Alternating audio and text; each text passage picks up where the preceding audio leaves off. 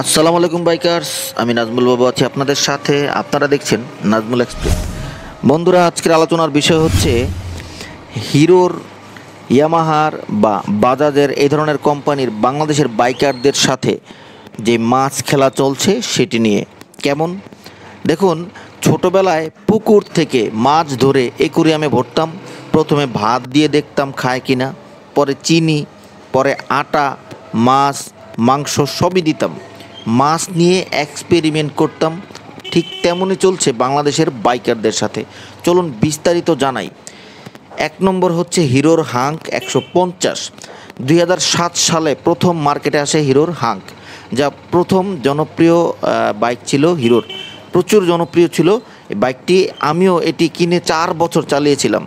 জনপ্রিয় model hero hunk 2018 সালে আরও একবার আপডেট হয়, কিন্তু সাড়া দিতে পারেনি। আর 2025 সালে চুপচাপ মার্কেটে আসছে, আবার চুপচাপ চলে যাওয়ার পথেও। 2011 সালে হিরোর সাথে হোন্ডার পার্টনারশিপ ভেঙে যাওয়ার পর হিরোর এই অবনতি।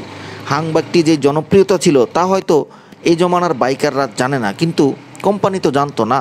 জেনে শুনে তারা বাংলাদেশের বাইকারদের সাথে মাছ খেলা খেলতে গিয়ে রাকিব ভাইয়ের মতন বা চান্দা ভাইয়ের মতন দড়া খেয়ে গেছে।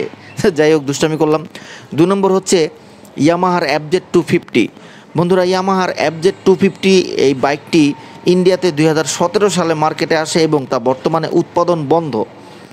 ইন্ডিয়ার বাইকারদের কাছে রিজেক্ট হওয়া বাইক আমাদের দেশে এনে আমাদের দেশের বাইকারদের মনোভাব পরীক্ষা করা, এটা আমি স্বাভাবিক মনে করি না।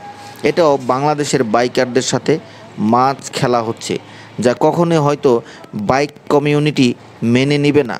তো যাই হোক, সেটা বেচা বিক্রির পরে নির্ভর করবে, তারপরে আমরা বাকি মন্তব্য করব। এখনও পর্যন্ত ইয়ামাহা FZ 250 আমরা হাতে পাইনি, পেয়ে তারপরে এটার বিস্তারিত জানাবো।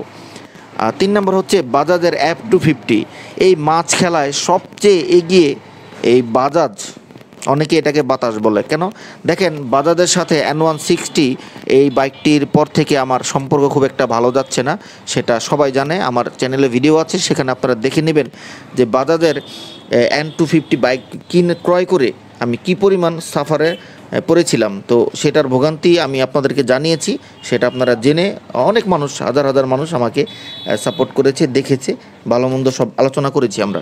তো যাই হোক, বাজাজের F250 নিয়ে বাংলাদেশের যেখানে সবাই RS200 এই বাইকটির আশায় ছিল, সেখানে এই F250 লঞ্চ করাটা এটা একদমই বাজাজের ঠিক হয়নি। যদিও RS200 বাইকটি পুরানো হয়ে গেছে, তারপরেও বাইকটির চেহারা এই বাইকটির চেয়ে অনেক ভালো। তো F250 এই বাইকটি বাজারে আসে 2021 সালে। এসেই মুখ থুবড়ে পড়ে যায় চান্দা ভাইয়ের মতো। আবারও মজা করলাম। এই বাইকটিও ভারতের বাজারে ডিসকন্টিনিউ করে দেওয়া হয়।